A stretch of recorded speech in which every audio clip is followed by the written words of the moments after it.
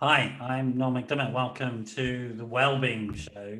Great to have you back here. We've got a fantastic guest this evening, somebody that I wanted to get on the show for ages, Jennifer Irvine, who's the founder and CEO of two amazing companies, Pure Package and Balance Box, which we're going to learn a lot about and learn a lot about Jennifer as well. Just before we jump into getting to know Jennifer and understanding what she does and understanding who she is and what motivates her, just to let you know, this is a live show. It'd be lovely to have your contributions. It's live if it's Wednesday evening, the 22nd today, and if it's sort of around about 9 o'clock UK time, then it's live. If you're watching it some other time, it's not live, so don't call because you'll wake me up or something like that, particularly if you're in the US.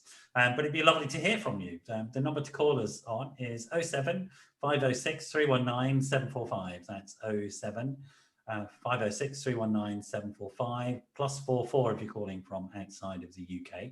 And you'll come through on this phone here beside me. Or you can, if you're watching on any of the streaming platforms that we're on, be lovely, drop your comments and thoughts into the comments sections there. At various points in the show, I'll jump into those platforms, Facebook Live, YouTube, etc., and just check out your comments and feed them in. Enough of that from me, because I'm not the interesting person here. I'm going to go over to Jennifer and welcome you here. Hello, Jennifer. It's lovely to have you. How are you doing? I'm great. I found a quiet spot. I'm actually in my tree house in the garden. I know. So I've got 4 daughters, and it's kind of my place where I can go and hide.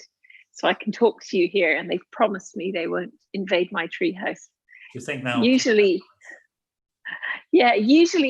children have the tree house, but in this house I get the tree house. Yeah. When did you build your tree house? I'm really, really jealous. It's amazing. Well, I'm guessing it must be about 7 years ago already. Time flies. Wow. Yeah. It doesn't look like the sort of tree house I built when I was a kid. No, it's got quite intricate ceiling. I'll just show you the ceiling. Oh, wow. That's amazing. There's some serious carpentry going on here. So, that's a really serious tree that is in as well. Well, it's more than one tree. Sure. It's like something. It's lots of tree. There's rope bridges between the trees that link together the different platforms. Like something from Lord of the Rings, where the elves lived in the forest, and you've got your own. Lady Lothlorien, I think she's called, isn't she? The Queen of the Elves.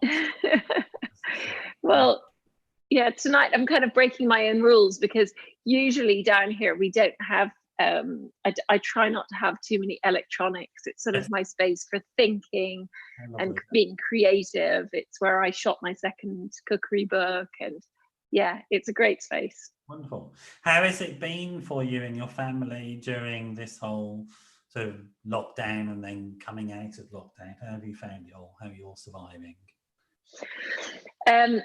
Well, I think, it gives you a chance to sort of count your blessings. And don't get me wrong, it's been extremely hard. Someone asked me a few weeks into lockdown how I was coping, and I gave the honest answer, which is that I wasn't coping. Yeah. But so it was really hard. But at the same time, I realized how lucky I am in that I still have a business. We've been phenomenally busy. But combining that with homeschooling 4 daughters, it's been quite intense. So yeah, I'm very lucky on many ways, because I've got space, I've got a big garden. When we were talking about moving out of London down to Surrey, the decision, I chose this house because the garden was big enough for the kids to get lost in. And during lockdown, that came in handy, because you really do want your children sometimes to get lost in a nice way. This week, my company puts out various press releases each week. And this week, the press release was around the pressures on women and mothers during this whole period of time. And you just sort of highlighted some of them, that, this whole thing of, having to organise the home, make sure everybody's fed, run the business, have your partner home, having get the schooling done. That's quite a challenge. I mean, that juggle. It is, but it's, you know, it's all about not being scared of delegating. And right. You know, I have got an amazing team at work, and I've got a, you know, supportive, you know, really supportive team. And I guess you build up your communications over time, and you learn how to be really honest with them. And there were quite a few days where I said, look, I can't do anything at all. You know, I'm a complete write-off until probably 3 o'clock today, because I've got to teach, I'm going to teach my daughter the theory behind, you know, quarters and halves, and, you know, the guilt involved of, you know, that I had, that I would sort of send my 5-year-old out into the world completely illiterate after this, was just huge. I felt a huge burden on my shoulders. And I think a lot of women did pick that up. I think a lot of men picked it up as well, but I think for some reason we instinctually take on a lot of the household stuff, and we instinctually take on a lot of the childcare stuff. It's not because it's dumped in our lap by the men in our lives. It's for some reason we just naturally sort of, for me anyway, talking for me and a lot of my friends, we just naturally take on that household management duty as well. But I think because I've got a good team at work, I was really honest with them, and there were certain days I was able to be totally switched on and totally with it, and then there were other days where I just said, forget it. I can't. I mean, it's an interesting, because you are an entrepreneur, you're the boss, you run the company, and people look to you for leadership, and again, those types of things during this time, this period of time. I know, because I run my own, so, you know, I've had to manage my staff and all their fears and anxieties during this period of time, and making sure that they're okay, Yes. so that they can, you know, so it's a big load. How have you managed that? I mean, you know, I know you delegate, but then you also have to take that on board, don't you, as a business?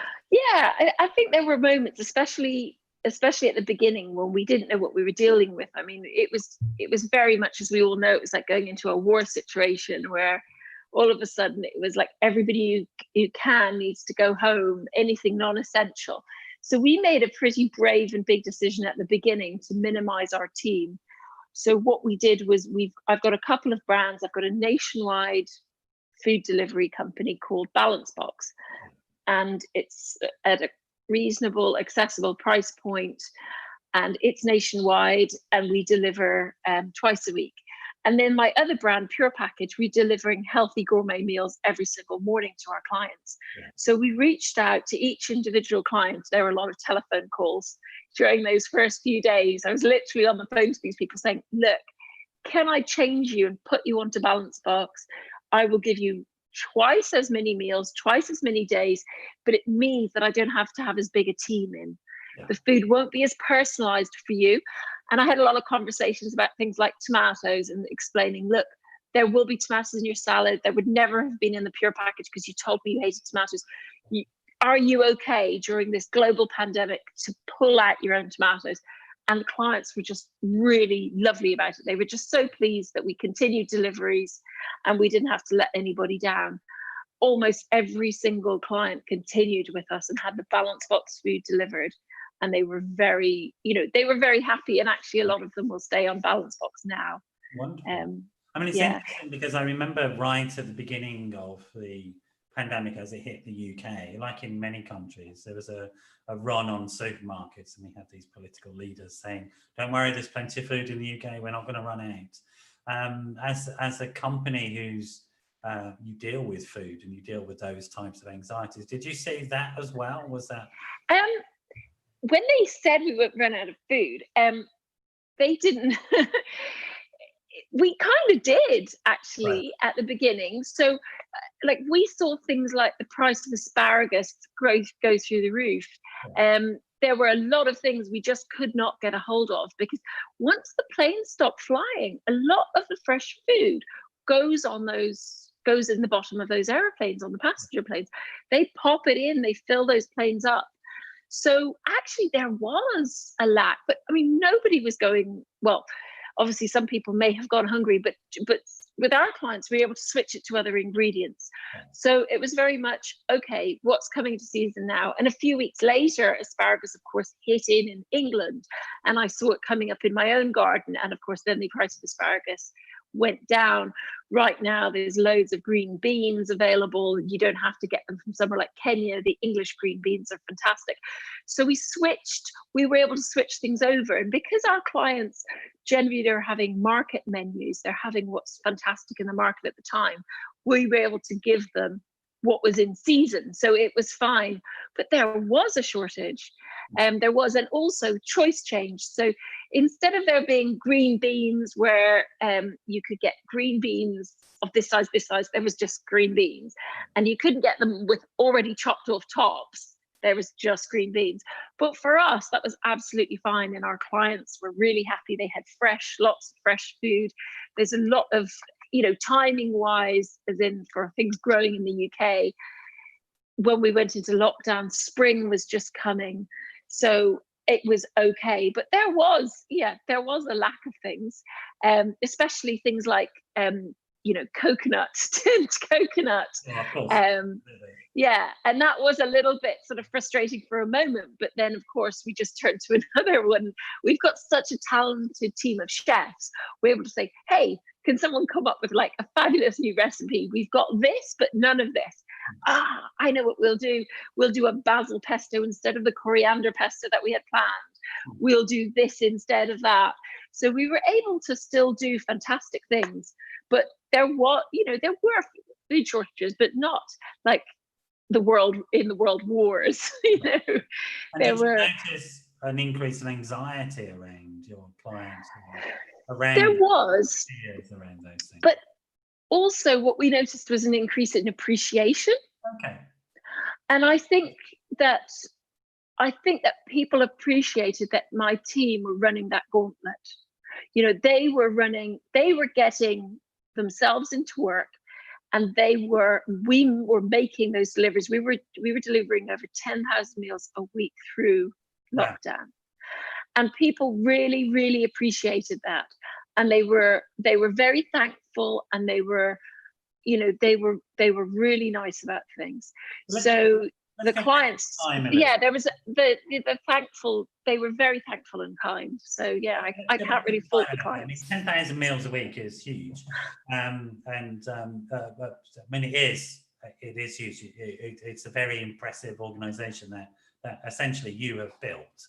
But let's go back in time to sort of, I guess, to the beginning of these companies, and why on earth would you do this to yourself? It's the thought that comes to my mind. Oh, I sort of wake up one morning and go, I want to end up feeding thousands and thousands of people.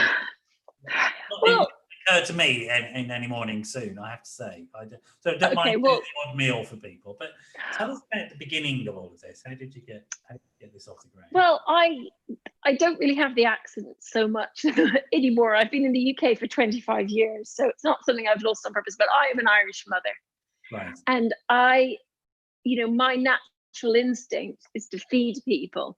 I don't know if you've ever seen Father Ted, and there's that lady and she's constantly trying to give people cups of tea. Well, my mother was Irish as well when she was alive. Okay. I had that thing of you constantly had an open mouth because your mum was coming along and food into it. So, yeah, it's like you will. I love taking care of people. I love looking after people. I love making sure it's like this natural instinct. People are coming. I've got to rustle up a cake. I've got to whip up some scones. I've got to make, we've got to go to the garden. We've got to pick mint. We've got to make fisherman tea. That's how I am. I'm someone who just likes taking care of people. Did you come over from Ireland? Is that, or you had Irish parents? What was it? Oh no, I'm born in West Cork. Wow. So bottom left-hand corner of Ireland, Really and in the 90s, we had really high unemployment. It was pre-Celtic Tiger stuff, and a lot of us didn't really have a choice. I mean, there weren't really any; there just weren't jobs. There really wasn't a choice, and I'm one of four, and my there wasn't really an opportunity. So I got put on a bus and a boat. So the bus actually went onto the boat and arrived here, actually arrived in Reading in the early hours of the morning. Wow. I got popped on the bus. Sorry, I was 18. 18? Yeah. Yeah, I remember the first time like going down the tube, and of all places, it was like Hyde Park Corner. With those And cardboard holding, tickets. yes, yeah, but that wasn't the memorable bit. The memorable bit was like holding on to but you've got those steps going down, the escalators. I'm not sure I'd ever been on one before. And we certainly don't have them within a 2-hour drive of where I was born. And holding on to this escalator, and it was so deep, and you're going so deep into the ground, and holding on to this thing, thinking, oh, what if I fall? What if I trip? And then this sort of thinking, God, we're all like maggots down here, like worms under the ground. And so many people. And it did take me a while to get the hang of it. You know, you go to a restaurant, and of course you scrape your own plate, and then you're chatting to everyone around you, because of course you don't realize, because you're so used to knowing everybody or knowing someone who knows someone, that you would introduce yourself. You go into a restaurant, you sit beside people, you chat to them, and they must have thought I was very strange. Yeah. I was super friendly, very sort of positive. I still am quite a positive, happy person. But one of the things that really struck me was I was expecting these really successful people, because people get paid so much money, and I had, you're going to the big city, and of course, 25 years ago, you sort of hit by the food really wasn't that great. Oh, no. These people were working 12-hour days. They barely had sandwich shops in those days. It was sandwich shops were quite cutting edge, buying your food in sandwich shop. But the food wasn't that great. So people would be working as lawyers or in the city, and so-called successful individuals. And yet the food they were enjoying was not that great. There were ready meals from the supermarket, which were frightfully unhealthy. There was options were very limited. Yeah. But it was so. You went dead there. What happened? I'm still here. Okay. I was just able to hear myself. I don't know what happened. All right, some weird feedback. Yeah. From some source. Yeah. So it was. It was. So I felt kind of inspired to sort of look after people and take care of people. And I worked in restaurants. I worked in Neal's Yard Dairy, where the food was fantastic. Yeah. And I worked in various restaurants in various places, and I sort of realized, this is a service I would want for myself. This is a service I would want for my husband. This is something I should start. So it started very small, from the kitchen sink. Did you know anybody when you came over, or did you literally just arrive off the well, I got off the bus in Reading, and no, I didn't know anyone. And it was it was dark. I guess it was the end of September time, and it was dark. It would have been probably 4:30 in the morning, and I didn't know a soul.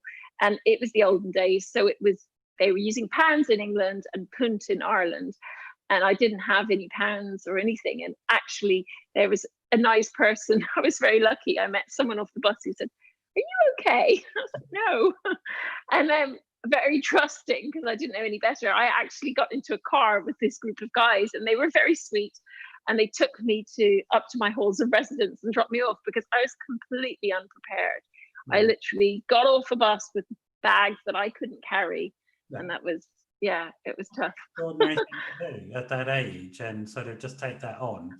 But that's it's interesting that you could feel comfortable doing that, and not be overawed by it. No, I think you have a kind of a can-do sort of attitude. I mean, I grew up on a self-sufficient farm, so I guess I was sort of blissfully ignorant to what I didn't know at that point.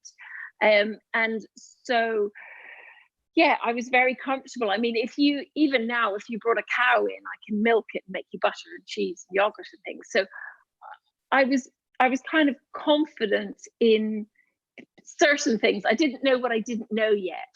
It didn't take very long before I became terribly intimidated by all the sophisticated women of London. And then I made a marvelous to-do list of all the things I needed to do, so that I would be more confident around them. So what was their sort of, how did your parents feel about the their daughter going off to England. A lot of Irish people were doing it at that time. You know, I remember sort of, you know, when I think it was just what people did. You know, you got on the boat and you came to England to try and make your way in the world, and it wasn't unusual at all. I mean, I didn't know anybody who I was going to be living with or staying with necessarily. It was quite. I did have a place to stay, so that was going to be fine. But it wasn't. I didn't have what I did have links of though, because my parents are cheesemakers. So I did know Neal's Yard Dairy because my parents' cheese Malines, which my brother now makes, Quinlan, was sold in Neal's Yard Dairy. So I did actually get a Saturday job working in Neal's Yard Dairy. And that's where I really got to sort of see central London, because that Neal's Yard is right in the centre, right by Covent Garden. And that was a real eye-opener, going for little wanders during my lunch break down to Soho and Leicester Square, and just wow. You got all these casual jobs, and they were in the hospitality industry because that's where people would find work. But also, I guess you gravitated towards that. You were drawn towards that in some way as well. Yeah, I mean, I love cheese. And working in the cheese shop, I actually knew what I was doing. I felt quite confident at doing that. But at the same time, I quickly realized that I didn't have a clue. You know, I quickly realized that all these women in London were so sophisticated. And I knew that at some point in my life, I wanted to get married. I wanted to have a family. And so I wrote myself a to-do list, which was, you know, I'd like to learn how to walk in high heels. I'd like to learn how to drive. I'd like to learn how to ski, snowboard. I'd like to learn how to sail. I'd like to learn how to put on mascara and makeup. I'd like to learn how to blow dry my hair. I did know how to use chopsticks. I also decided that I needed to learn how to cook Asian and Oriental food. And I did go off to Thailand and study Thai cookery. I wanted to learn French food. I went to Le Manoir and learned there. I wanted to learn massage because I thought that was very important for a good wife. My husband isn't really into massage anyway, so I studied at Neal's Yard, the holistic centre there, and I also studied Thai massage as well. So I made this literal list of what I thought would make me feel not intimidated by these amazing women in London, because I got here and I was like, you know, who am I? I'm like holding on to I didn't know anything. I was so lost and I was so overwhelmed. And it was interesting because I don't think most of those things particularly matter to my husband. I think he loves me. I'm sure it's quite nice that I know how to make a nice curry paste, or if needs be, give a good foot massage. I think it's interesting. It's really wonderful that, sort of what occurred to you to get involved in is sort of thinking about this list, which is, I suppose, you wanted to better yourself, you wanted to improve. Was that, I guess that was very much a sort of culture within your family, sort of something you were brought up with, the idea? No. No? Okay. No. Well, the list making thing, I think, is a control thing. Right. I think, I started making the list when I was about, as soon as I could write. I came from up the side of a mountain, and I remember, my list at that time was very different. I wanted to wear white socks. I always desired white socks. That was like my aspiration in life, was to wear white socks. And my list when I was younger was it was another list, and then you tick that list off, and then you go on to the next list. And it's really interesting. Intrigued by the idea that you weren't just satisfied with, okay, I've got a job, I've got some money coming in, that didn't seem to satisfy you. You were striving to achieve something more. But I didn't want to feel, I didn't want to feel jealous. I felt uncomfortable and intimidated, and I wasn't going to let that get to me. I just thought, well, what do I need to have so that I feel confident in what I'm doing? And so I sort of made that list, and it did boost my confidence. It did make me feel like, yeah, no one's better than me. I'm good. And I think that's really important when you decide in your life, okay, I've got to a chapter where, I want, I want to move on to that next chapter, and I want to, feel that I'm sort of fulfilling my potential. So it was. But you set yourself some clear goals, which is, I mean, I think in terms of because I think that's really, really important. It's a really important message to get across to people, whatever your goals are. I think having a set of realistic and achievable goals. And also, it seems to me what you've done is a very neat psychological trick, which is that you've broken down a larger goal, which was, something about success and achievement and getting yourself on a level with other people, into smaller, more manageable tasks. So I know how to walk in high heels, I can do some skiing, I can do some driving, and all of those are part of a larger picture that you have in your head of something that is, if you're just trying to achieve the big picture, you would inevitably fail. But you broke it down into these really manageable, achievable, graspable goals, which is really smart psychologically. It's what I teach my patients all the time. So did you have that insight at the time, or is that just the way you are? I guess it must be something about you. I think it's just when your life isn't, I think I had an interesting childhood, which I won't go into too much, but I knew that I had to make things happen for myself. Right. And when you realize that you have to be quite self-reliant, you realize, okay, what can I do? How can I do it? And you do have to break things down. And even when I had sort of done those things, and I guess when I got to the point, I fell in love with my husband, who incidentally, isn't into massage and isn't into all those things, but it did mean I was very confident we both knew very soon when we met each other that we were right for each other. But it meant then, a couple of years later, when I decided, okay, I'd like to start my business, what is it I want to do? Again, I sort of made my list of what I wanted to achieve with the business and what success looked like to me, again, because people get forced into this cookie cutter, I think, sometimes of the definition of success. And to me, I feel really successful in that I was able to balance my life reasonably by having control of my own life, by running my own business through this epidemic, because I was able to say, hang on, guys, there's no way, I can't come to the office, you can't make any meetings for me, I have to prioritize my daughters at the moment. So on certain days, that's what I had to do. And to me, that is success. It's having that balance is success. And I think in order to be happy, sometimes it's really important to define what success is to yourself, so that you're not constantly feeling like a failure. It's horrible to feel like a failure. Absolutely, without doubt. And again, it's a really smart psychological trick, is to not imagine happiness is something that somebody else has got, but happiness and contentment, I guess, more than happiness, comes from, and your own esteem comes from achieving goals that you believe are important.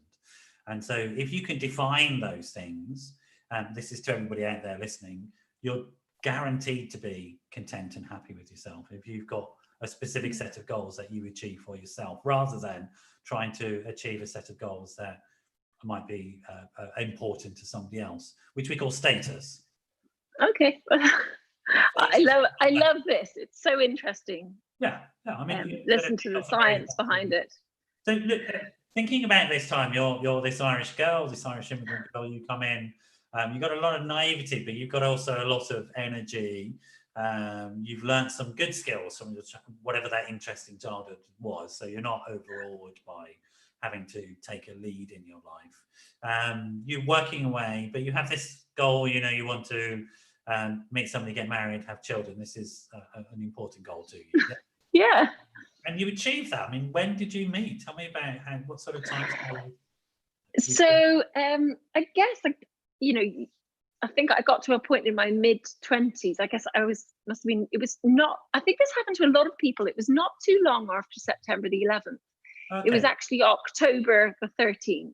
Right. And I was out with some girlfriends, and it was one of those crazy nights. And he said he knew as soon as he saw me. And within 2 dates, we were talking about who we'd invite to our wedding. So I think timing is actually really important, because I think if I'd met my husband a year earlier, he probably wouldn't have been ready, and I'm not sure I would have been ready either. Yeah. So we were both on exactly the same page. If I'd had that conversation with a different man at a different moment in his life, he probably both would have thought the other person was a little bit crazy. But instead, we speedily knew that this is what we both wanted to do.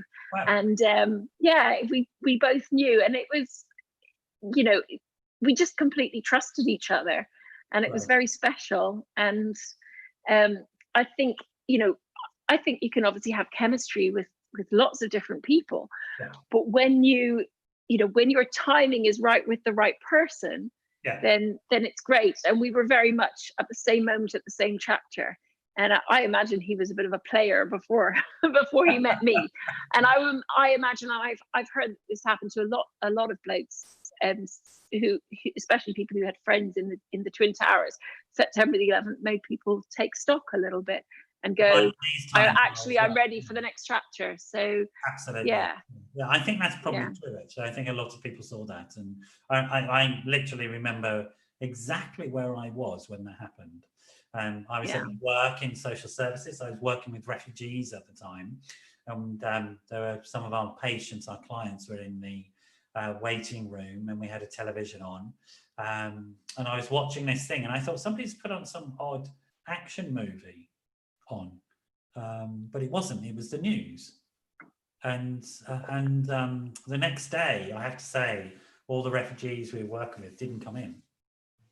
Our office was just absolutely evacuated of people, because they're absolutely terrified, the poor things, about reprisals on themselves after this. But it was such, I mean, it's an iconic, powerful, awful experience that happened. I went actually to Ground Zero last time I was in New York. I don't know if you've been, but it's really, really moving place, really, really touching. And they've done a thing where the foundations were, they haven't built on the foundations, and they've created these everlasting waterfalls. And in each foundation, there's a metal rail around them, and they've placed people's names from those towers.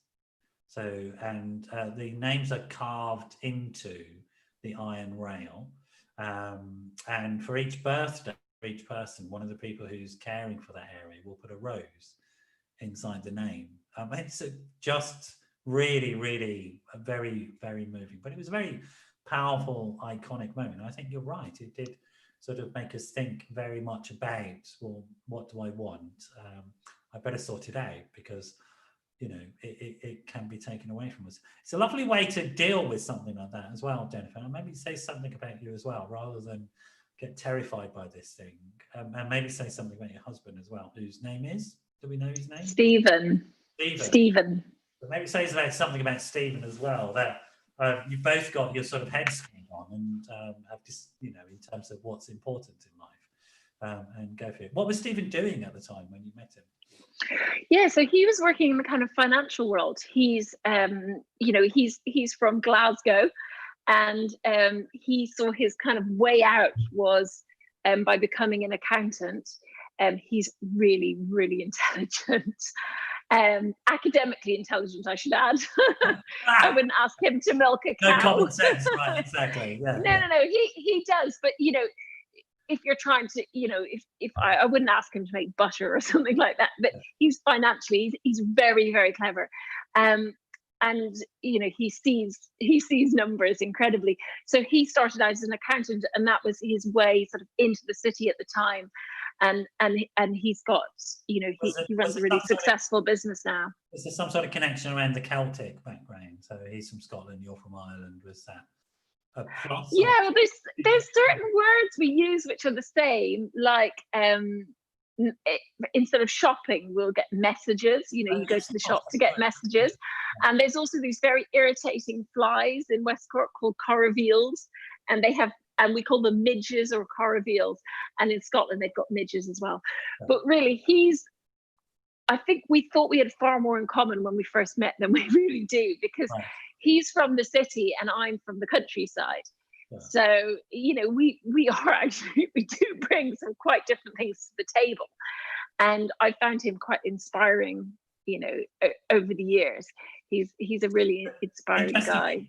Both had migrated. You both migrated for Yes. Similar types of reasons, which was, to try and sort of improve your lives, which is a really admirable thing to do.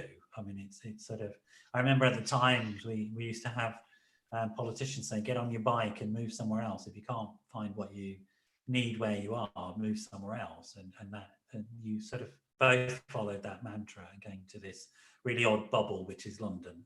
It's a very sort of odd sort of economic world of its own. So, and there's something I think, I don't know if this is true for both of you, but I come from a migrant family, and there was very much that sense of you have to make your own way, that, you can't expect to be handed anything. And it seems to me something about migrant sort of attitudes is that when you arrive somewhere, you want to make something of yourself. You're not expecting to be taken care of necessarily. Is that a sort of common value that you both share?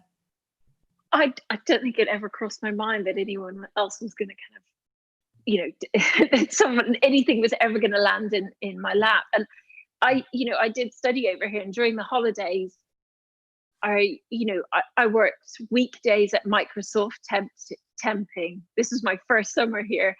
I worked nights in a local pub, and the weekends I came to London and worked in the cheese shop.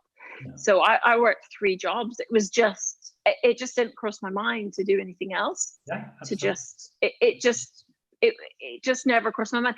And things were very different then as well, especially for Irish, because it was still the whole IRA thing was going on. Yes.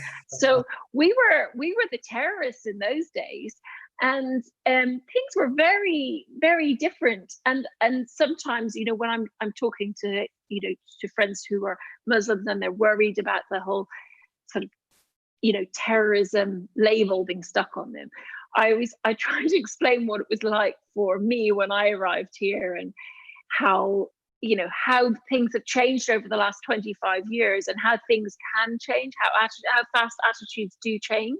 It doesn't take 100 years for people's attitude to change.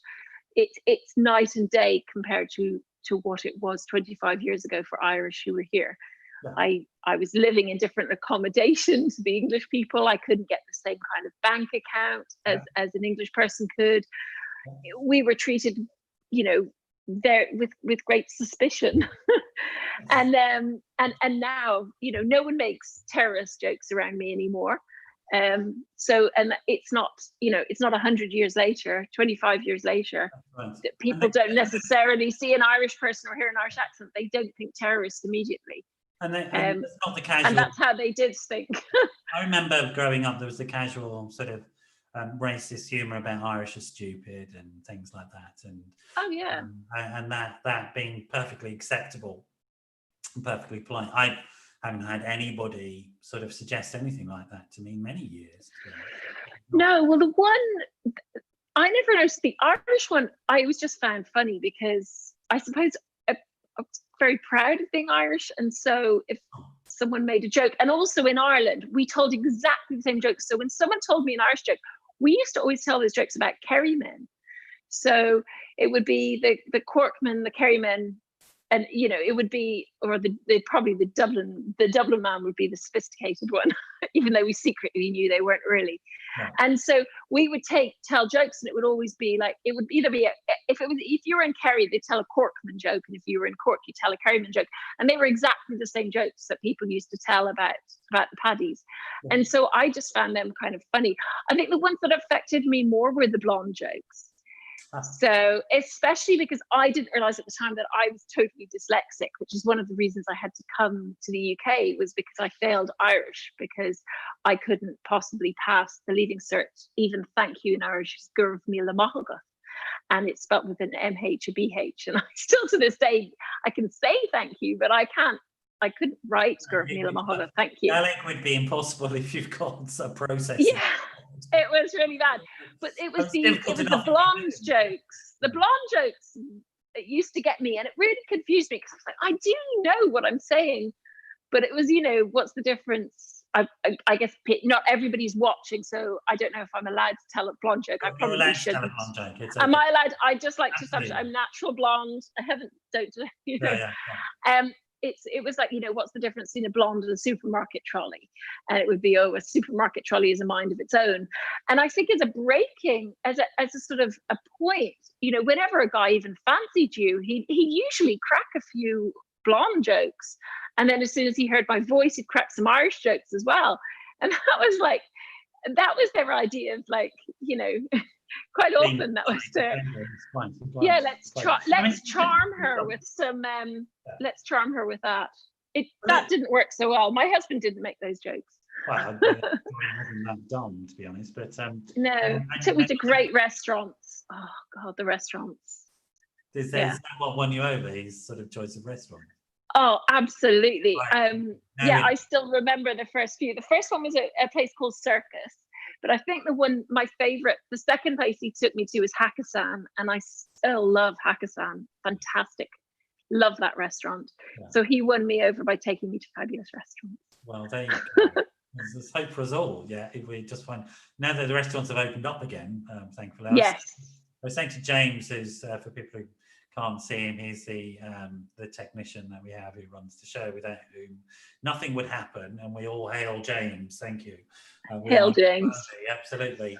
But I went to my first restaurant since lockdown the other week, and it was lovely. I mean, the food was pretty rubbish, actually, I have to say, but the experience of going to a restaurant again and sitting in a restaurant and being served and all of that sort of stuff was just absolutely wonderful on a sort of summer's day to sit on a table just in the shade outside the restaurant. It's really lovely, and all of that sort of stuff. I mean, it's great that that's coming back, and it's those types of things that I've really missed.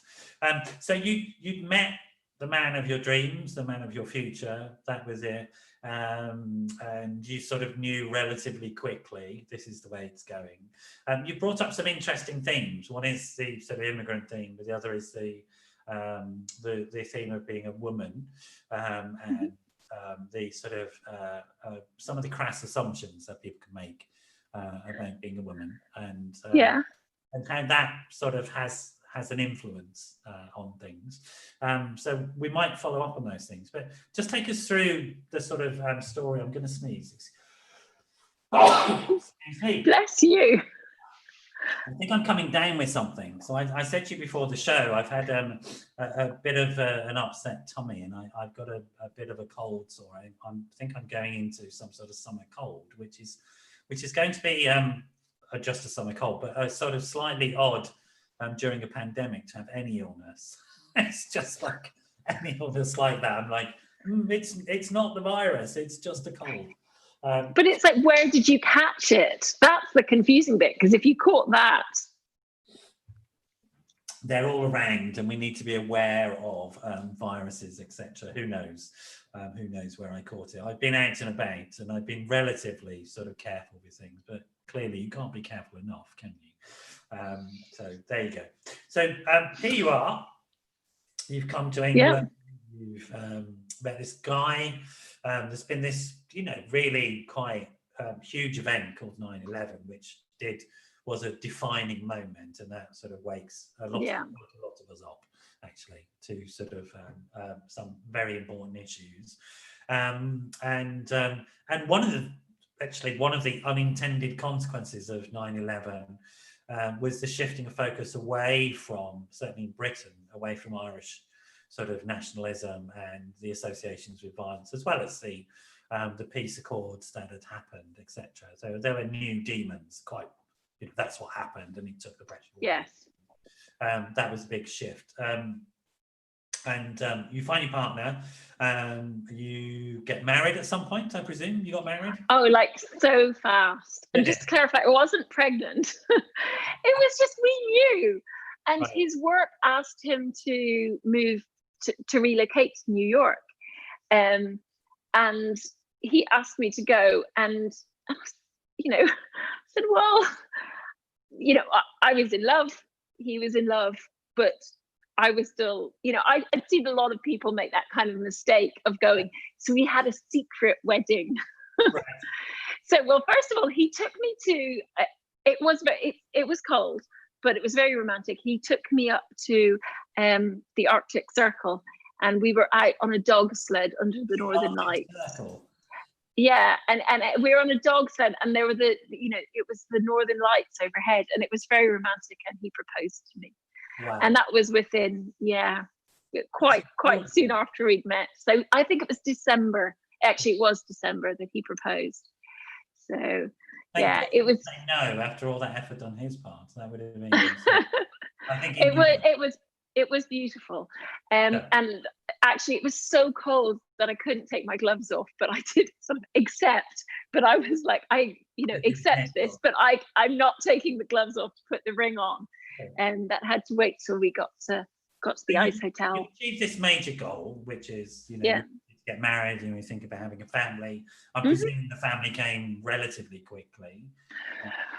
No, because with the relocation to New York, so we weren't planning to get married quite so soon. Well, not planning. We ended up getting married in March and moved to New York in April. So it was really fast. But that was like a secret wedding. Nobody knew. So I just made me feel more secure, and I think him feel more secure as well. And it was very much, it's a big, getting married, it's a huge promise. It's like, this is us together forever. We are a couple, we are a team, we're going to look out for each other, I'm going to support you. And his career is really important to him and important to me. And I gave 100% to supporting him and making sure he was taken care of. I'm quite traditional that way. But of course, if you give yourself fully, it can lead to a little bit of angst, because if they have a bad day, you sort of feel like, your whole world tumbles down. And I felt that I was just too emotionally tied up in what he was doing. And I think that actually was holding him back, because then if he had a bad day or something, how could he even express that to me? And also, how could I give him full empathy when I didn't really understand that feeling? Because what had I been doing all day? I went and I studied interior design at Parsons. I filled my time nicely. My visa was such that it was pretty much impossible for me to get a work visa. So I got the Lady of Leisure visa, which was actually quite brilliant. If you've ever had blessing to just hang out, it's pretty marvelous. Yeah. So, but of course, it wasn't that satisfying. It probably would have been more, my life would have been more fulfilled if my life, sorry, that was one of my children disturbing. Quite low. I hope everything's all right at there. I want to say hi. So bring her hi. In. No, she's phoning my phone. Oh, okay, right. So I sort of clicked on, I've always been very entrepreneurial. I started my first business selling eggs when I was 8 years old to local restaurants. By the time I was 12, I had a street trader's license and I was selling in local markets.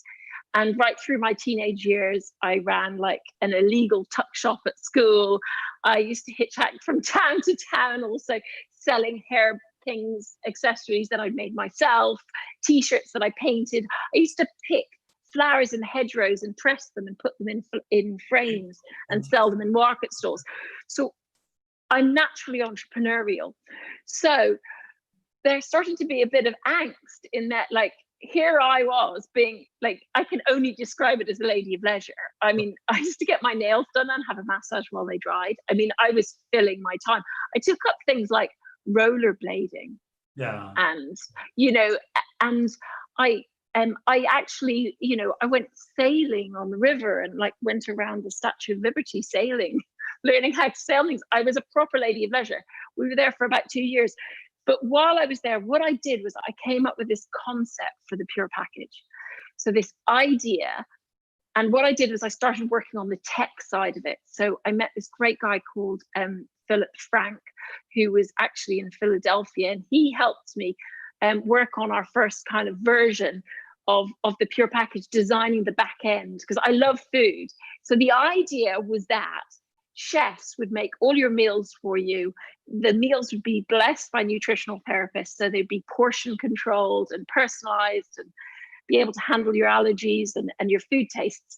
And we would deliver them to people every day. So this was the concept. So I started working on that while we lived in New York for those couple of years, because it's just, if you don't have children and you're not working, used to do this thing, and I hope my husband doesn't mind me telling the story, but I used to sort of look out the window. It was before you could track each other's mobile phones. And I'd look out the window. When I would see him coming, I would like hide in the apartment somewhere. And I was that bored. And every day I'd work on a new way of popping out on him. And I'd prepare lovely meals and nibbles when he came in, followed by a beautiful meal and everything. And every day I would like pop out at him from like a different cupboard or somewhere. He'd have to find me, come into the apartment. Where are you? Where are you? And there I would be hiding under a bed or in a bathroom, somewhere strange. You know, my mind was, I needed something to do. So I decided I'll start this business. It helps me with my identity. It ticks my psychological boxes because I'll get such satisfaction out of helping people. Like, I love taking care of people. If somebody said, obviously you can't do it at the moment, but spontaneously, oh, something's fallen through, do you mind if we bring, 50 people over for lunch at your house tomorrow? I'm like, yes, I can do that. I love, even if it means going outside. I had some unexpected guests who were vegans, which I wasn't expecting them to be vegan. And I went out there and I picked chestnuts and I turned these chestnuts into a beautiful meal for them. I love that stuff. I love taking care of people. So I had this business idea and I started working on it while we were in New York. And I can see why you would do that. Yeah. Because I think otherwise you would have gone quite mad, wouldn't you? If you hadn't yeah, I think the hiding and popping out thing was a pretty big sign. Yeah, but it's also, it seems to me that sort of life as well would put a lot of pressure, a lot of strain on the relationship, because if all you've got is him, then he performed to such a high level to meet your needs. Poor man. Yeah, exactly. And that would be...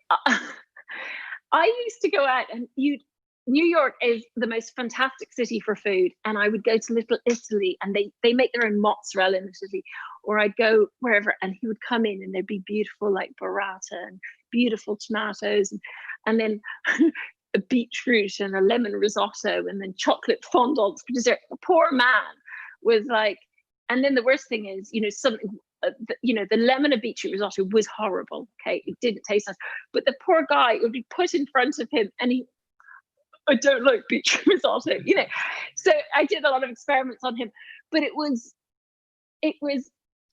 too much. The poor guy would come in after a full day of work and there was me in full force. It must have been a lot to handle. I still love taking care of him and I still absolutely do. He's like my number one. Keeping him happy and supporting him is really important to me.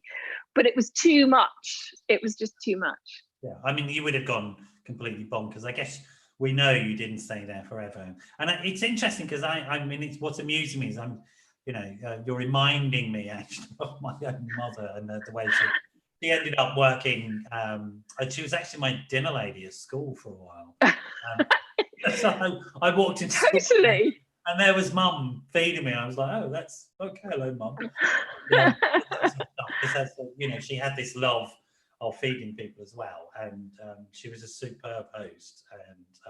And I come from a sort of quite a large group of siblings, so Sunday dinner was the big sort of family event which you turned up to no matter what state you were in. And so my sister, quite an unusual state at times, I can tell you. But that was the thing. I mean, sort of, that real sense of bonding around food and the celebration of it and the whole meal, the preparation. And actually, if you tried to interfere with my mum's cooking, you got into a lot of trouble. So we never went anywhere near the kitchen while she was doing all of that. So, there's stuff now that guys would do of helping out. If you tried that with my mum, she'd thump you, to be honest. We did the washing up really more than anything else. What's intriguing me though, because I can see why you would go for it's almost genetically programmed into you in some way to do this food thing. But it would naturally have been more like going to open up a restaurant or something like that. And, oh no. I used to run restaurants and work in restaurants in London, and I really just didn't think they were conducive to family life. Okay. So late nights and all of that, I knew they wouldn't work. because I knew I wanted to have sort of a family and have a balance.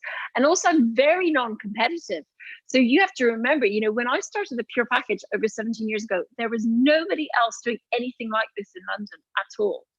So Tesco's had only just started doing food deliveries. Right. So to your door. So we were the very first sort of diet delivery, personalized diet delivery company doing this in London.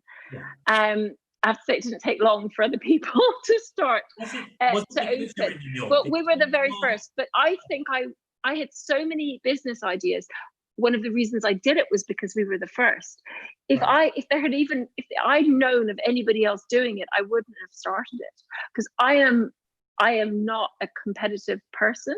Right. I'm a non-confrontational person. I hate negative confrontations. I love being original, being the first. I love starting something. I get a real thrill out of that. I don't like, you know, sort of having to fight it out. Don't like that. You're a total entrepreneur, aren't you? Absolutely. Well, I don't know, because I'm very risk adverse. So that's why I like being sort of first and start small. Really risky people. I think entrepreneurs have this thing of like wanting to start something, having lots of ideas, you know. So I always think of entrepreneurs as sort of have this tennis ball throwing machine of ideas. Yeah. Constantly so many ideas. These ideas. That's what entrepreneurs do. And then, you know, entrepreneurs don't really go into conflict. I'm one myself. I sort of avoid conflict like the plague. Yeah. I'm wondering also as well, because I think that there is something about, because I know New York very well, and particularly in those days, you know, food delivery in UK didn't really exist. But in New York, it was well, you know, sort of, you could get anything delivered, couldn't you? I don't, you know, New York, there was a place called Kylie Ping, which was further down Green Street where we lived. Honestly, it was just the best. It's still there. When I go to New York, I race off there. Amazing Mexican food. And I don't even understand how they cooked it so fast. If I had to cook that from scratch in my own kitchen, I could never have cooked it as fast as they could deliver it. The standard was through the ceiling for, you know, for food like that in New York. But they had absolutely no ready meal markets, pretty much. There weren't, in the UK, we had like M&S and Tesco's and things were doing these ready meals. They weren't as healthy as they are, you know, now, but they were in existence. So it was sort of the New York equivalent of a ready meal was just calling the, you know, but the quality of the food was fantastic. They did have some diet delivery companies, and the ones, and I did try them out when I was there as market research, and it was like shock. I remember getting this one, which unsurprisingly is gone bust since then. And you got for your dinner, I kid you not, a frankfurter and half a frankfurter and a pile of sauerkraut, and it was disgusting. And they were nationwide, doing really well. It doesn't surprise me they're not around anymore. I'm trying to remember what they were called, but they were just, they were just shocking. And so I knew that bad food wasn't going to cut it in the UK. So I knew the food had to be exceptional quality, which is why the Pure Package, you know, is very much led by the chefs. Yeah. The food has to be, the quality of the food, the quality of the ingredients has to be exceptional, because we expect that in meals we can pull out of the fridge. Fast forward then, you're in New York, you're ideas, but you can't do it because you don't have the visa. And then you come back to the UK at some point. Tell us when that happened, when you came back. You sort of... So it was about 2 years later, and my husband was asked to move back just when I was getting the hang of it. But luckily... 12, 13, 14... Yes. So to 2013. 2013. So, 2013. Okay. No, not 2013, 2003. Sorry, 2003. We're getting our years all mixed up. I just added 10 years to that. Because I went 2011 rather than September 11. So it was 2013 when I started working on the Pure Package, and I started working on it from New York with doing stuff with this guy Philip Frank, who he's a great guy, and actually he was brilliant in what he does, and he was actually producing software for sort of Meals on Wheels type type, Okay, yeah, social service type deliveries. And he was so supportive, and he's even been to London to visit us, and he's a really great guy. We don't use his systems anymore because we've developed all of our own ones. It's like a million lines of code later. I did ask him if you wanted to write that million lines of code, and he was like, no. I think he's very proud of working and supporting so many charities. I think that's what motivated him, was to help people, especially in Philadelphia. There were a lot of people with AIDS at that time. It was a pretty big deal out there. So helping to support them with food was I think, a big thing for him. Absolutely, I worked with. We're going to get into the health and nutrition and health conversation. I want to bring us up to how amazing you are in setting up these companies, because I think it's an extraordinary story and people need to know. You know, because in many ways, you know, that's an ideal lifestyle, isn't it? An expat in New York, you don't have to do anything except get massages as your nail varnish dries. Yeah, it was great. They hadn't invented shellac yet. Yeah, quite. And why wouldn't you want that? But of course you didn't want that. It's not who you are. No, I would have driven myself and Stephen crazy. Yeah, I like looking after people. I'm quite a busy person. You know, I'm not. Yeah, it's slightly more than just I like looking after. It's a nice line, but it's slightly more than that. You're quite. You're a very unique and interesting person in the way that you approach. Thank you. And also, you know, as a female entrepreneur, still relatively rare fish, you know, a successful, really, and you are very, very successful. Your companies are hugely successful. You know, if you're doing that many meals to people, that's extraordinary. And also, as you say, you were the first person doing it in the UK. And again, that's a huge success to be able to see something that, you know, at that point in the UK, I think not many people have thought, oh, you're going to deliver food to people and they'll buy it. No, that's bonkers. What are you talking about? Because there was no culture of that in the UK at the time, right? No, and you know, a few people did say to me, look, if it was a good idea, Jenny, someone else would have already done it. Absolutely. And I did get a lot of that, and it did make me sort of nervous. And also I was conscious that I wanted to start a family around the same time. And so, you know, the idea of going to a bank and asking for money, or going to investors and asking for money, and them asking perfectly reasonable questions, which I don't think are unreasonable, like, how are you planning to do this if you get pregnant next week? You know, which obviously they're not allowed to ask. I don't see why they shouldn't ask it, though, because I think it's important to have a plan based around that. Yeah. Because to be a success, you need to have this balance in life. So I was nervous they were going to ask me things like, how big are you going to be? What's your turnover going to be? And I wasn't going to be able to. So what I did was I started literally from the kitchen sink. And my first kitchen was far smaller than this tree house is. It was a sort of domestic kitchen in our house in Edge Street that we moved back into after getting back to London. I think it was about, I'd say 6 foot by 10 foot or something, 6 foot by 8 foot. It was a small galley kitchen. And I called the local environmental health inspector in Kensington and said, hey, I'm thinking of opening this business. Come and tell me what you think of my kitchen.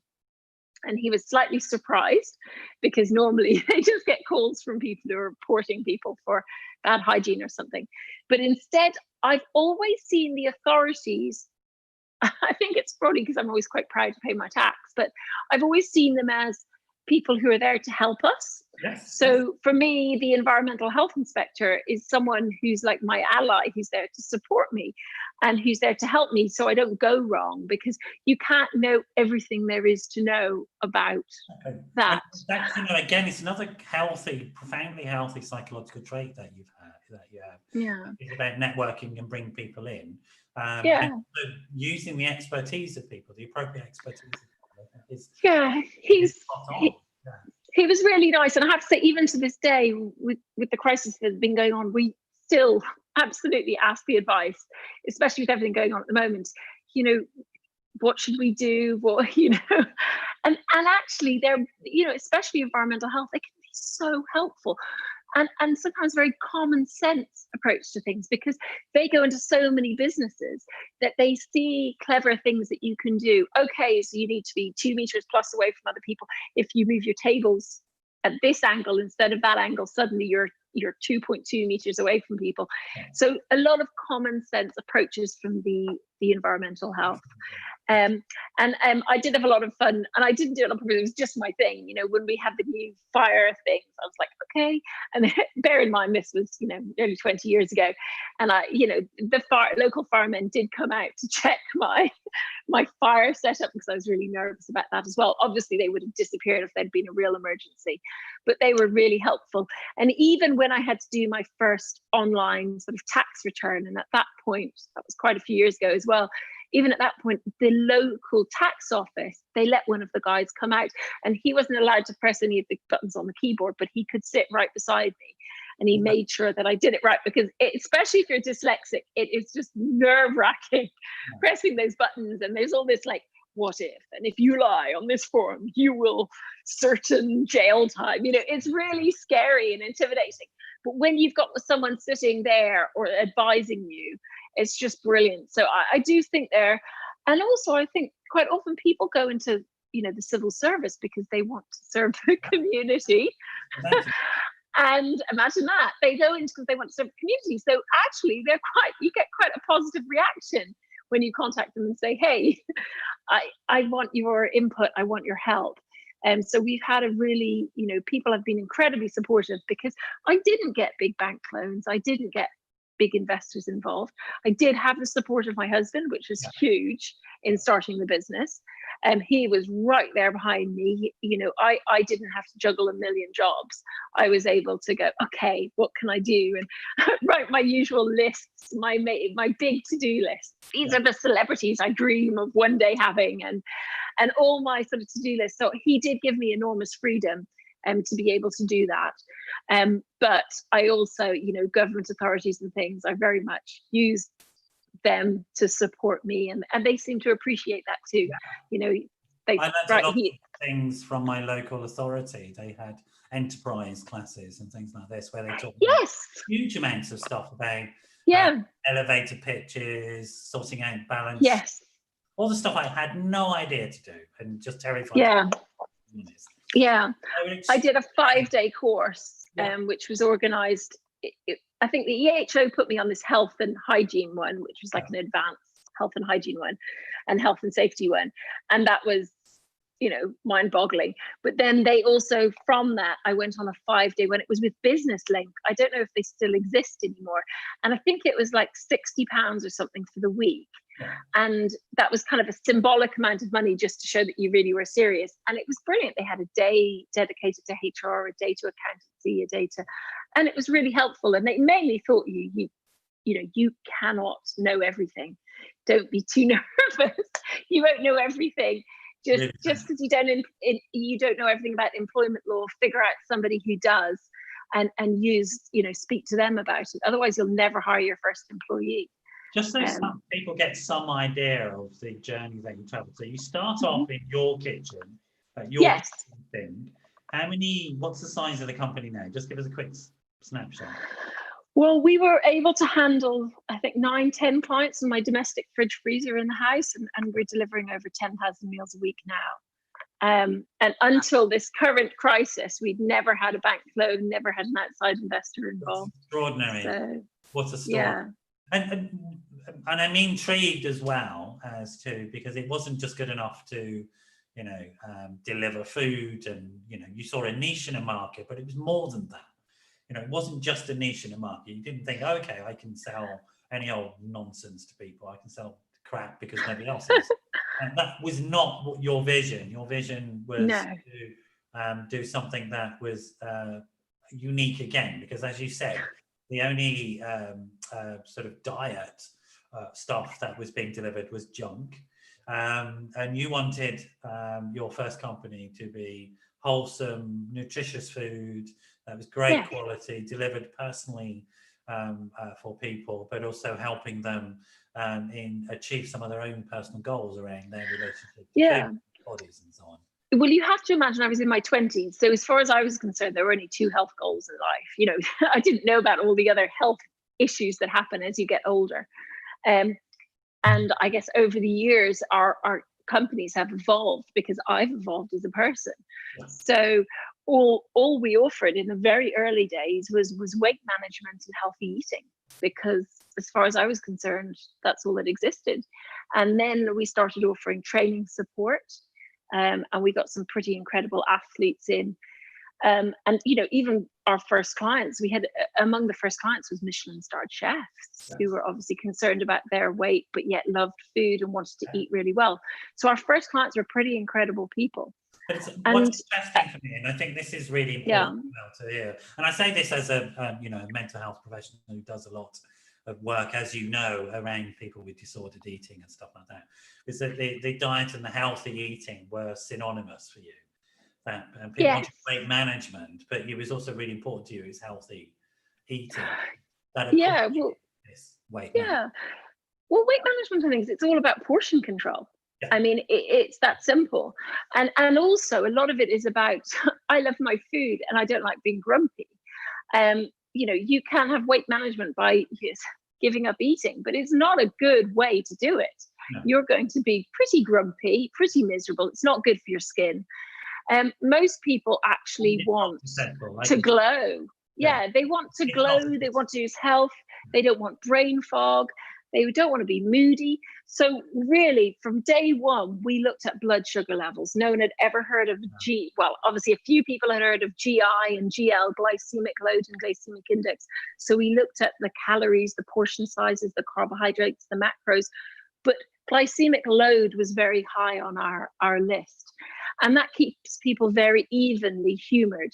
And actually, without the ups and the downs of the sugar, our food is very unprocessed. You know, people are in a better mood and they're able to stick to the food, and feeling, you know, emotionally stable. You know, eating like you get a buzz if you eat a load of sort of sugary things, and then you get a bit of a. But I mean, what's interesting is that that approach was revolutionary at that time. I mean, yes, people know now. I mean, I make that assumption that a lot of people understand this sort of stuff now. They understand the importance of nutrition and a balanced food. And we all know the dangers of sugar now, not just for diabetes, but for sort of our mood. And certainly I can rattle off stuff around sort of mental health issues and processed foods. But it was absolutely revolutionary back then. It was. And the other thing that was revolutionary that we didn't really talk about too much was essential fats. So, you know, right from the very beginning, we were using essential fats every day, and multiple types of essential fats. So, you know, soaking seeds in soy sauce and then dribbling them over the top of somebody's salad has this lovely umami thing to it, lovely taste to it. So we were thinking about that all the time. What other oil or fat can we put into their salad dressing to get that into them? How can we get this into their breakfast? So we were thinking about, forget the 5 different fruits and veggies a day. It's probably, people are easily getting, you know, more than 15, probably even 20 different fruits and vegetables in a day. But how can we get 3+ different types of good fats into their diet so that they feel good? Because quite often when people come to us and they say they want to lose weight, what they're often saying is, I'm not really happy with myself. Yes. And, you know, you can be happy whatever size you are, but you really can. So really it's also about evening people's blood sugar levels, making sure they have the essential fats, and also gut health, which we didn't even realize at the time, but we were feeding the microflora in people's guts when we didn't even know we were doing it. So by having that variety of complex carbohydrates and different fruits and vegetables, we were feeding these really important gut bacteria that I don't think anybody even knew were there at the time. All I knew was people feel better, not when they're having just broccoli all day, when they're having a bit of broccoli, a bit of morse stew, a bit of kale, a bit of pineapple, some cherries, an apple. Let's put some sea spaghetti in there as well and get loads of this vitamin. So we did notice a correlation between, you know, putting lots of a variety of fresh herbs in there, which we now know feed the gut, and we now know is linked to the brain. So we did get that right from the beginning. Yeah, and but we didn't know it was a flavor thing. We did it for mouthfeel, for flavor, for seasonality, and it turned out to be gut health. We didn't even know it at the time. And because of it, you were attracting people to you, like these high performing athletes, for example, were wanting to come to you. And I mean, you don't know this, but some of my clients who are sort of very, very exclusive have used your service, and we talked about it. And so I know why you attract people, because I know that you work, for example, in film sets and stuff like that with people who are sort of having worked to very high standards to achieve goals in sort of weight control goals, but also to be able to train for 6 months, because that's what most top actors are doing. They will spend 6 months training before they do a film. And so these are people who are having, the athletes, the high performing actors, etc. These people are having to achieve a lot. So you can't possibly give them just a simple weight loss diet. You have to meet all their needs, because they're pushing themselves hard, which I think is really, really important for people to get across about what you do. Then it's not Weight Watchers we're talking about, folks. This is fantastic food, which you can come to your company, come to Jennifer and talk about, and say, well, these are my goals, and Jennifer will do one of her lists. Get a Jennifer list. It's true. I know it's true, because I know you, and you'll get a Jennifer list, and her list will work. It is. And you know what, we do get the most lovely feedback. I have to say, I had a client sort of made me cry a few months ago, and he just sent me the most lovely thing, because it got out in the media that he'd been using our services and he'd lost like 4 or 5 stone with us. And he was just, and he said, you can tell anyone you want. Like he was just so charming. And it was, Stephen Fry came out saying, I'd obviously knew he'd been using my services, but I always think it's like the thinking intelligent person's diet. Absolutely. It's not, if you're a thinking and intelligent person who's, well educated and you know what's good for you, but you lack the time to prepare every meal for yourself. I mean, to go out and buy the variety of ingredients we're using, it takes a lot of time to prep all of those ingredients. The time involved is absolutely huge. So the clients are so kind and so lovely, and they vary so much. I can't say many of the names of them, but you take someone like, Hugh Jackman getting ready for X-Men 3, and he's on like 5 meals a day and loads of snacks on top of that. And obviously he's on a completely different program to say Stephen Fry was on, who had a very different goal. He wanted to manage his weight, which he did a lot of walking. He was super healthy. He did in a really balanced way over quite a few months. And I'm sure he feels better for it. So he sounds like he does anyway. He's very nice. But even with top flight people, I mean, in general, as human beings living in the world that we live in at the moment, it's radically different to the way our societies used to be organized. So if we haven't, our bodies physically haven't changed much since we were hunter-gatherers. That's the truth. Yeah. And that in that sort of world, and even in the pre-industrial world, the amount of calories that we took in were huge in comparison to what we do now. Yes. Because the amount of physical activity that we were involved in, and we were constantly eating. And if you were to meet somebody now who from 10,000 years ago or 5,000 years ago, you watch their food habits and think, I couldn't possibly eat that much, but they were constantly moving and constantly needing food, and we can't eat to that level. So our bodies are designed for that, but none of us can possibly do it. And what's interesting for me is that your company understand that, and understand that life has changed so much that there is a need for help to meet these types of nutritional goals. It's not just a first world problem. I don't have enough time because I've got this really important job. It's a fact of life for all of us as humans that the nutrition is a big deal these days, and because of the way our lives are organized, that actually being able to, as you say, sit down and plan your meal so that all your nutritional needs are met is very, very difficult to do.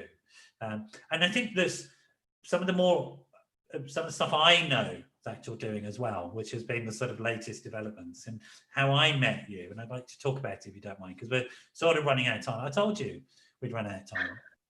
An hour and a half, I can't possibly talk for an hour. Like, I met you when you were launching a new product, which was looking at brain health, which is huge. I mean, it's really important in, like, all the stuff that you talked about is really important in my field. And I was just literally talking with a patient yesterday about the need to sort out their food, because it's classic when you have mental health problems, that not only do you lose the plot when it comes to sorting out your food, it's also the food that you then go in to take actually has a negative impact on your sort of emotional functioning. And you know the relationship between those two. But crucially, it's area of brain health, which is that you moved into. I think people might be interested in sort of hearing about what you're doing. Yeah. We're all having this fear about brain health. Well, I think obviously I started when I was in my 20s, and I only thought certain, things were not on my radar. And then obviously as I moved through my 30s and started popping out babies, it was all about pre and postnatal health. And we designed a whole program which was only done one-handed, because I found when I was breastfeeding, I could only eat food that involved one hand, because I didn't have two hands free. Awesome. And then, of course, what started to happen to me now is, in the last few years, is all I care about is longevity. Yeah. And it's so much more than the aesthetics when it comes to longevity. I mean, it's great to have, like, your body to be in shape and to feel, and all of that, but really it's mental health. So, I don't know what I'm allowed to say. If I say something that I'm not allowed to say, just tell me so that I then ongoing know. But I'm very scared. I'm very scared of losing my marbles when I get older. I don't want to. I'm scared of dementia. I'm scared of Alzheimer's. Brain degenerative diseases. I don't know how to pronounce that. How do I say that? It's like a tongue twister. Degenerative diseases, yeah. Yes, are what I'm worried about, and I guess I started to really, first of all, I got very into the Okinawa diet and looking at these blue zones around the world where people lived longer and their quality of life was still really good. So we designed a longevity program around that, looking at what are these incredible foods. We started using a lot more sea vegetables and so on. And then we started working with Patrick Holford, and he's really sort of educated me on how a lot of these diseases that I actually thought were simply genetic, it turns out are semi-avoidable. Yeah. So obviously some people are more disposed to them, but a lot of us are not necessarily disposed to them, and it is, food can make a huge difference. And so we've designed a program based around that. And it's something I'm really excited about and following myself. That's how I met you. I remember going to the presentation by Patrick and just being bowled over by what you're doing, what your company is doing. The science is huge behind it. And I think I do see a difference. If I eat junk food even for 3 or 4 days, if I'm traveling or something and I just, whatever goes in, I do start to get a bit of a brain fog. Yeah. And I do find just eating, going back onto the pure package or having balance box delivered, that brain fog does go away. And the studies are quite clear that food makes a huge difference. In sort of keeping your marbles long term. Yeah, and I mean, it's almost like the sort of medical world has said something like this: "Oh, it's sort of inevitable because we're living longer," and it's nonsense. It's absolute nonsense, because you say there are these areas in the world where people are living very long spans. It does in Japan. There are certain areas, you've mentioned one, where people, the average age is well over 100. But they're absolutely, fit as a fiddle, mentally and physically, etc. And I think that, so you don't know the terms, but the terms are epigenetics, and epigenetics is we have a predisposition towards something, but mostly it's controlled by what we do, to be honest. So what we do is really important. And we already know that in terms of various forms of sort of brain disorders, mental dementias of some types, that we can reduce the likelihood of it developing in us. If we learn, for example, a musical instrument, learning new skills. Gaming actually is another good way of staving off. But nutrition, I think, is the new frontier with it. And I was really excited to come along to your training around it. I mean, I think if people are listening and watching this, Jennifer puts on events that you can turn up to. We're thinking about putting on some events ourselves together, because I think this is the new sort of leading edge in terms of looking at mental health, and not just neurological health, but also mental health, dealing with severe and enduring mental health problems, dealing with everyday common things such as anxiety and depression, which is absolutely huge at the moment. I can tell you without a doubt that the pandemic has meant that more people have now, for the pool of people with mental health issues or mental illness issues has grown exponentially during this time, and also the severity of those issues. And you know, I can tell you as well, we don't have enough therapists to deal with that. We just don't. We don't have enough clinicians, guarantee you. But what we can do, Jennifer, is very exciting stuff, which is to start working with people like yourself, and start giving us some really good advice about what the things that we can do. And nutrition, without a doubt, is one of the things. So when I'm teaching people about good mental health, I think everybody thinks that I might come out with a list of, you know, you've got to see good therapist, you've got to have a good psychiatrist, you've got to do that. I don't. The things I start off with are you eating properly? And I mean that in the sense of healthily and in regular amounts, regular times, and not overeating, not undereating. That's the primary thing. Are you doing that? The second thing I say, are you drinking enough water? Yes. You know, these are difference. Are you sleeping enough? Are you resting enough? Are you talking to your mates and your family enough and having enough social contact? Those are the things that promote sort of good mental health. And it's that point at which people have to really get this idea. There's no distinction between body and mind. They are the same thing. Like gut health. Who knew there are more brain cells in your gut than inside your skull? Who knew that? But that's the truth. And if we don't have good gut health, you're not going to have good mental health, without a doubt. Absolutely, without a doubt. So, you know, I found your work really, really exciting. And what's really exciting for me is that you've been like this since the beginning, and you haven't lost your energy for it. You just, where did it come from? I love it. I love taking care of people, and it feels really good to be able to provide this super convenient service. At the end of the day, I'm a rebel. You know, my parents, I grew up in a self-sufficient farm. I had to go to the well for water. I had to dig up the spuds. So I'm delivering people meals that are fully prepared, and all they have to do is heat them up and eat them. I love it.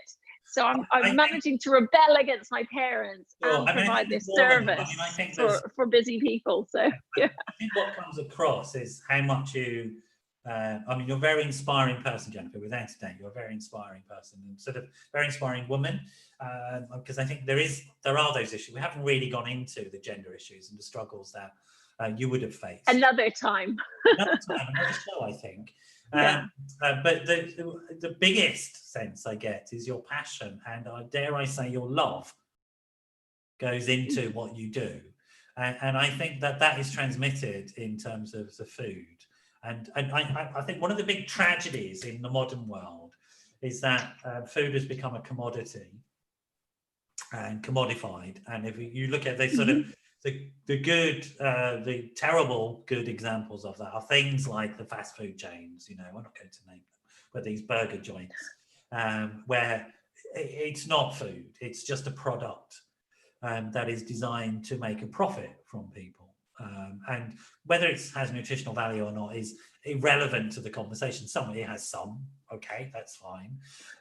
But that's not the primary purpose of those organisations. And I'm not going to name them because they destroy me, but that's not your primary purpose. Your primary purpose is to make people well, it seems to me. Yeah, I mean, just a word on those places. I think so long as they're not pretending to be healthy, I think it's fine. If they're straight up, this is something naughty, this is a treat, it's all about balance. And there is no food out there that is just straight up evil. It's all about having a balance of foods and variety that keeps you healthy. Yeah, but the reality is they're not checking how many times somebody's coming in and eating their food. They're not doing that. No, that's where education comes in. They're not doing that. So they're not. Maybe the food isn't straight up evil, but the companies might have a little bit of evil in them. But that isn't with you.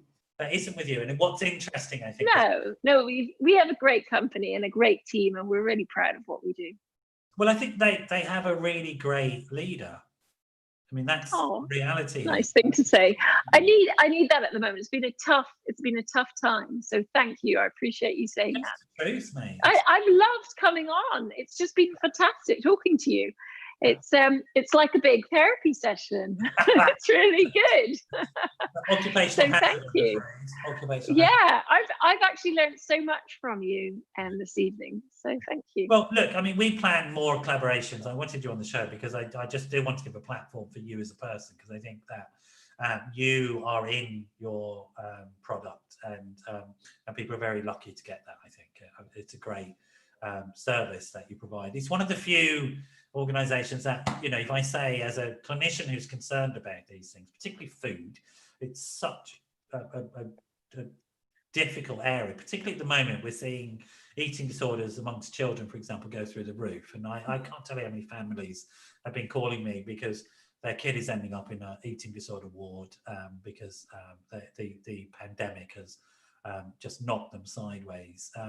So being able to right now promote something that families can come to, and I feel absolutely safe in saying, if you're struggling with these issues, you go and get hold of Jennifer and her company. You're going to have some great food delivered to you, which will help people struggling with those very serious issues. And I have to say this, that eating disorders are, in terms of mental health problems, are one or second, but generally first in terms of death rates. Gosh. Yeah. Without a doubt. God, I've got 4 daughters, so it's nerve-wracking times. Yeah. If you get something like Jennifer, if you get Jennifer's companies involved in your care package around any of those issues, you've made a really smart move, folks. You made a really smart move. We have. You've guessed, I'm wrapping up. It's the end of the show, unfortunately. Look, it's been fantastic to have you on, and I will get you on again. Thank you, everybody, for tuning in. It's been lovely to have you here. I hope you've really enjoyed meeting Jenna. She sort of blows me away every time I meet her. It's great. So it's great fun for me to sort of be involved with somebody who's as passionate about their life and the work as I am, really. So it's always good to be sitting in the same emotional space as somebody like that. Really good to see you. I can't actually remember who we've got on next week. I never can. I should really ask my team to tell me, but that's ridiculous. I'd forget anyway. Very much in the moment. Lovely to have seen you all. We're going to say goodbye for now. Do you want to say goodbye, Jennifer? Bye.